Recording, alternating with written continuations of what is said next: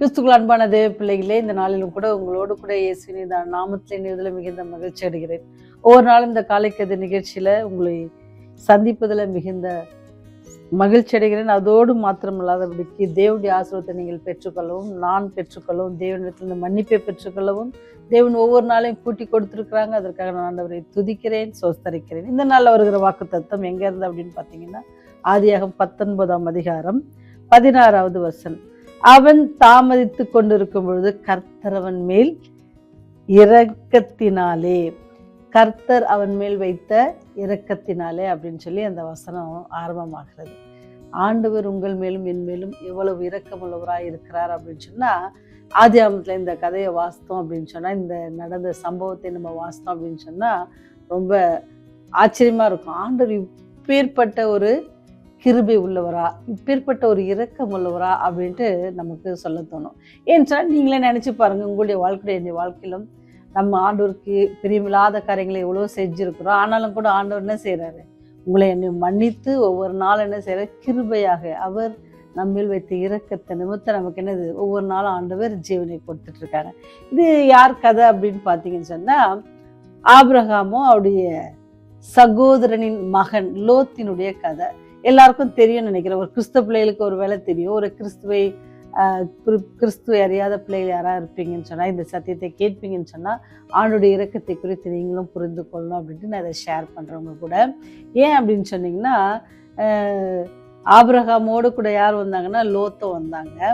லோத் யாருன்னா தன்னுடைய சிறிய தகப்பனாருடைய மகன், கசன்.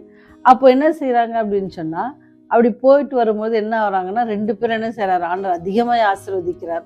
ஏன்னா ஆண்டோடைய சத்தத்தை கேட்டு ஆண்டோடைய இன்ஸ்ட்ரக்ஷனுக்கு கீழ்ப்படிந்து அவங்க என்ன செய்கிறாங்க, தங்கள் சொந்த ஊர் எல்லாத்தையும் விட்டுட்டு என்ன செய்கிறாங்க, போகிறாங்க.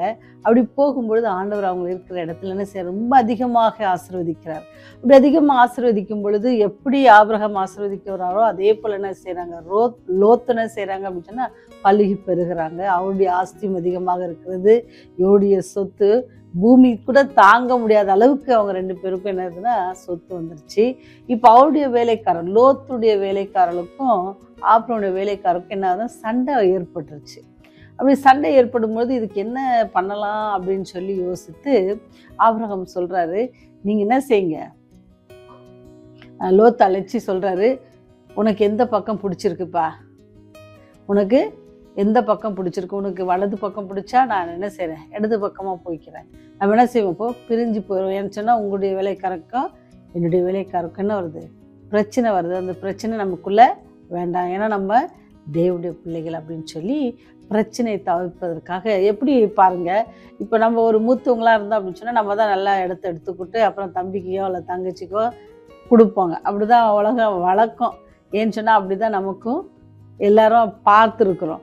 ஆனால் இங்கே பாருங்கள், ஆபிரகாம் தேவனுடைய பிள்ளை எப்படி பண்ணுறாங்க பாருங்கள், லோத்துக்கிட்ட அந்த இது சாய்ஸை கொடுக்குறாங்க, கொடுத்து நீங்கள் எடுத்துக்கப்பா அப்படின்னு சொன்னேன். அப்போ லோத்தினுடைய சாய்ஸ் என்ன அப்படின்னு சொன்னால் சோதம் குமாரா. ஏன்னா அது ரொம்ப பசுமையாக இருந்துச்சு, ரொம்ப செழிப்பாக இருந்துச்சு. அதனால் அவர் சொல்ல நான் இங்கே போகிறாரு. அப்போ இவர் ஒத்துக்கிட்டு போயிட்டாங்க. ஆபிரகாம் இங்கே, ஆபிரகாம் ஆண்டவர் ஆசீர்வதிக்கிறார். அவர் எந்த பகுதி எடுத்தாரோ இன்னும் மென்மேலுமாக அவர் ஆசீர்வதிக்கப்படுகிறார். ஆனால் எங்கள் சோதம் குமாரான்னு பார்த்தீங்கன்னா பாவத்தினால் நிறைந்திருக்கிறது, பாவத்தினால் நிறைந்திருக்கிறது. அதனால தேவன் அழிக்க போகிறேன் அப்படின்னு சொல்லி தூதர்களை கொண்டு பேசும் பொழுது ஆபிரகாம்கிட்டே கெஞ்சுறார் ஆண்டவர்கிட்ட, ஆண்டவரே நம்மகிட்ட கேட்குறேன், கோச்சிக்கிறாதீங்க, வருத்தம் நீங்கள் என்ன செஞ்சிடாதீங்க, சினம் கொள்ளாதீங்க அப்படின்னு சொல்லிட்டு இன்னொரு அப்படின்ட்டு ஆரம்பிக்கிறார். ஒரு 50 நீதிமானர் தான் அந்த சோதம் குமாரை அழிக்காமல் விட்டுருவீங்களா அப்படின்ட்டு கேட்பார். 50 பாரு, 40 பாரு, 30 பாரு, அப்படியே வந்து 10 பாரு, அப்புறம் ஒரு நீதிமானம். நினச்சி பாருங்க, ஒரு இப்போ நம்மகிட்ட இருந்து நல்லா இருந்து எல்லா காரியத்தையும் நல்ல இடத்துல எடுத்துகிட்டு போயிட்டாங்க அப்படின்னு சொன்னால், அவங்களுக்காக அந்த இடத்துக்கு அழிவு வருதுன்னு சொன்னால், நம்ம நல்லா போட்டோம், எடுத்துகிட்டு போனால நல்ல பசுமையாக செழிப்பான இடத்த எடுத்துகிட்டு போனாலும் அழிஞ்சு போட்டோம் அப்படின்னு நினைக்கல ஆபிரகாம். ஆண்டவர்கிட்ட என்ன செய்கிறாரு, மன்றாடுகிறார். ஆண்டவர்கிட்ட இருந்து தன்னுடைய சகோதரின் மகனுக்காக என்ன செய்கிறாரு, மன்றாடுறாரு. அப்போ அவங்க என்ன செய்கிறாங்கன்னு சொன்னால் திருப்பி அதே மாதிரி எப்படி ஆபிரகாமை சந்தித்தார்களோ தேவதூதர்கள், அதே போல் லோத்தையும் சந்திக்கிறாங்க. லோத்தையும் சந்திக்கும் பொழுது அந்த ஊர்க்காரர்கள் என்ன செய்கிறாங்க, எப்படி நீங்கள் அந்நியர் இருக்கிறாங்கள அவங்கள வெளியே கொண்டு வாங்க அப்படின்னா சொல்கிறாங்க. அந்த ஸ்டோரியெல்லாம் நீங்கள் பார்த்தீங்கன்னு சொன்னால் 19, 20 அந்த அதிகாரங்களில் நீங்கள் ஆதியாகமம் வாசிப்பீங்கன்னு சொன்னால் அந்த கதைகளை நீங்கள் படிக்கலாம். அப்போ பாருங்கள், அந்த டைமில் அவங்க ஆபிரகாம் தேவனோடு கொண்டு வேண்டிக் கொண்டது நிமித்தமாக ஆண்டவர் என்ன செய்கிறார், தன்னுடைய தேவதூதர்களை அங்கே அனுப்பி யாரை மீட்கிறார் அப்படின்னு சொன்னால் லோத்தையும் அவருடைய மனைவி பிள்ளைகளையும் அவர் மீட்டுக்கொள்கிறார். அது மாத்திரம் அவங்க சொல்கிறாங்க, உங்களுக்கு வேறு யாரும் இருந்தால் கூட என்ன செய்யுங்க, அழைச்சிக்கங்க அப்படின்னு சொல்கிறாங்க. ஏன்னு சொன்னால் அவருடைய மருமகன்மார்கள் அங்கே இருந்தாங்க. அப்போ ஆனால் அவங்க வருவதற்கு என்ன இல்லை, விருப்பம் இல்லாமல் இருந்தாங்க. இந்த டைமில் ஏன் இந்த கதை இவ்வளோ இதுவாக சொல்கிறேன் அப்படின்னு சொன்னால், ஒரே ஒரு காரியம் என்னென்னா, அழிவு வந்து கொண்டிருக்கிறது. அப்போ என்ன செய்யணுமா, அந்த அழிவுலேருந்து தப்பித்துக்கொள்ள நம்ம என்ன செய்யணும், துரிதமாக படுத்தணும், துரிதமாக என்ன செய்யணும், காரியங்களை செய்யணும். ஆனால் இங்கே யாருன்னு பார்த்தீங்கன்னா, லோத் என்ன செய்யலை, அந்த அழிவு வரப்போகுதுன்னு சொல்கிறாரு. அதை விசுவாசிக்கிறாங்க, சரி கடவுள் சொன்னால் நடக்கும் அப்படின்னு. ஆனால் என்ன இல்லை, அங்கே ஒரு துரிதமாக செய்கிற காரியங்கள் அவங்ககிட்ட இல்லை, ரொம்ப தாமதமாக ஸ்லோவாக பண்ணிட்டு இருந்தாங்க. அப்போ தான் ஆண்டவர் சொல்கிறேன்னா, அவன் தாமதித்து கொண்டிருக்கும் பொழுது கர்த்தர் அவன் மேல் வைத்த இரக்கத்தினாலே அந்த புருஷர் அவன் கைகளையும் அவன் மனைவியின் கையையும் அவன் 2 குமாரத்தின் கையையும் பிடித்து அவனை பட்டணத்திற்கு வெளியே கொண்டு போய் விட்டார்கள். இப்போ ஒரு இன்ஸ்ட்ரக்ஷன் கொடுத்து செய்யலைன்னா போ மாட்டிக்க, எனக்கு என்ன அப்படின்னு போகிற உலகத்தில் ஆண்டவருடைய இரக்கம் எப்படி இருக்குது பாருங்கள். ஆண்டவருடைய இரக்கம் எப்படி இருக்கு, அவர் லோத்தின் மேல் வைத்த இரக்கத்தினால என்ன செய்கிறாருன்னு சொன்னால் தேவதூதர்களை அனுப்பி அவருடைய கைகளை பிடித்து, அந்த ஒரு வார்த்தை ரொம்ப பிடிச்சிருந்துச்சு எனக்கு. சில நேரத்தில் நம்ம ஆண்டவர் நம்ம கையை பிடிச்சிருந்தா கூட உதறிட்டு ஓடிடுறோம்ல. ஆனால் ஆண்டவர் இங்கே பாருங்கள், தேவ பிள்ளைகளை வைத்து என்ன செய்கிறார், கைகளை பிடித்து அவரை லோத்து கையை மட்டும் இல்லை, மனைவி கையை அவருடைய பிள்ளைகளின் கையை பிடித்து எங்கே கொண்டு வந்தாங்க, அந்த நகரத்துலேருந்து கொண்டு வந்து வெளியே விட்டு போனாங்க. விட்டுட்டு ஒரு வார்த்தை சொல்லுவாங்க, போங்க, தப்பித்து போங்க, திரும்பி பார்க்காதீங்க, எங்கேயும் நிற்காதீங்க. சரியா, சில வேளையில் பாவத்தை நம்ம விட்டு போகணுன்னா திரும்பி பார்க்கக்கூடாது. அடுத்தது என்னென்ன, நிற்காமல் ஓடணும், பாவத்திலே நின்றுடக்கூடாது. நம்ம என்ன செய்யணும், பாவத்தை விட்டு நிற்காமல் ஓடணும். அப்படி ஓடும்பொழுது என்ன செய்யலாமா, நம்ம ஜீவனை காத்துக்கொள்ளலாம். எப்படி லோத்து அவருடைய பிள்ளைகளும் காத்து கொண்டாங்களோ. பின்னிட்டு பார்த்த மனைவி என்ன செஞ்சாங்க, உப்பு தூணானாங்க. ஸோ நம்முடைய பழைய பாவங்களையும் நம்ம பின்னிட்டு பார்க்க தேவையில்லை. ஆண்டவர் சொன்னபடி நம்ம நிற்காமல் என்ன செய்யணுமா, கிறிஸ்துவ ஜீவியத்தில் அவர் வழிகாட்டுகிற வழியில் நம்ம என்ன செய்யணும், ஓடணும். அப்படி ஓடுவோம் அப்படின்னு சொன்னால் நம்ம என்ன செய்யலாம், நித்திய ஜீவனை பெற்றுக்கொள்ளலாம். நம்ம இந்த உலகத்தில் ஒரு வேளை மரித்தாலும் கூட ஆண்டவர் வரும்போது நம்ம உயிரோடு இருந்துக்கிற அந்த கூட்டத்தில் இருப்பதற்கு அல்லது நித்திய ஜீவனை பெற்றுக்கொள்வதற்கு தேவன் நமக்கு கிருபை செய்கிறார். ஆண்டவர் அன்றைக்கு எப்படி லோத்து மேலே வச்சாரோ இரக்கம், அதே போல் இன்னைக்கு அதே உயிருள்ள தேவன் உங்கள் மேலும் என் மேலும் இரக்கம் வைத்திருக்கிறார். அதனால் நம்ம என்ன செய்யணுமா, தாமதிக்காதபடிக்கு அவருடைய கரத்தை நம்ம என்னது பிடிச்சிக்கணும். அவர்கிட்ட நம்ம கேட்கணும், ஆண்டவரே நாங்கள் உங்களுடைய கரத்தை பிடிச்சா விட்டுருவோம், நீங்கள் எங்கள் கரத்தை பிடிச்சிக்கங்க, எங்களை என்ன செய்யுங்க பிடித்து இந்த ஆபத்திலிருந்து, இந்த துன்மார்க்கமான ஜீவியத்திலிருந்து, இந்த உலகத்திலிருந்து என்ன செய்யுங்க, எங்களை மீட்டு எடுத்துக்கொள்ளுங்க அப்படின்னு சொல்லி நம்ம ஆண்டவர்கிட்ட ஒப்பு கொடுப்போம். ஒவ்வொரு நாளும் நம்ம ஒப்பு கொடுக்கும் பொழுது தேவன் நம்ம நல்வழி நடத்துவார்.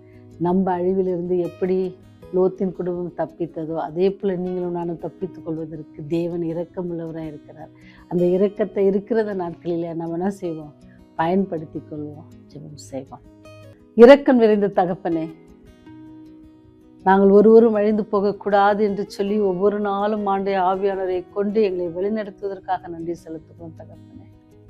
ஆண்டவரே, எப்படி நீங்கள் லோத்தின் குடும்பத்தை அழிவிலிருந்து காப்பாற்றினீரோ அதே போல 2ஆம் வருகையில் அக்கினியால் சுட்டெரிக்கப்படுகிற அந்த நாட்களில் நீங்களும் தப்பித்துக் கொள்ளுங்கள் என்று சொல்லி எங்களுக்கு எச்சரிப்பின் செய்திகளை கொடுத்து வருகிறதற்காக நன்றி செலுத்துகிறோம் தகப்பனே.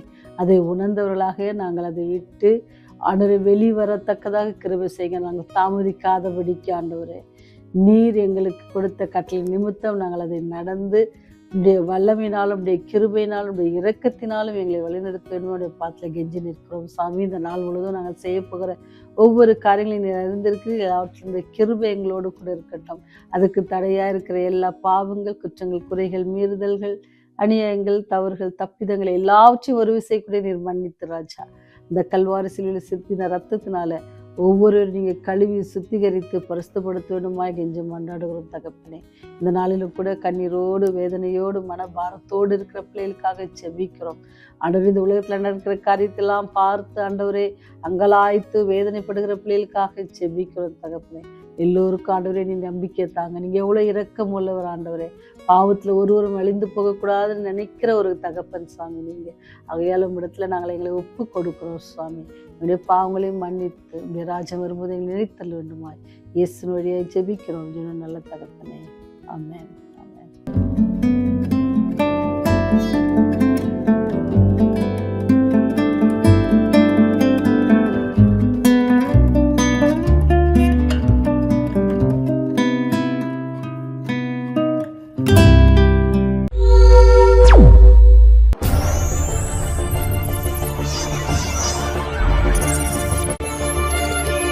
நீங்கள் பார்த்துக் கொண்டிருப்பது உங்கள் ரிவைவல் டிவி.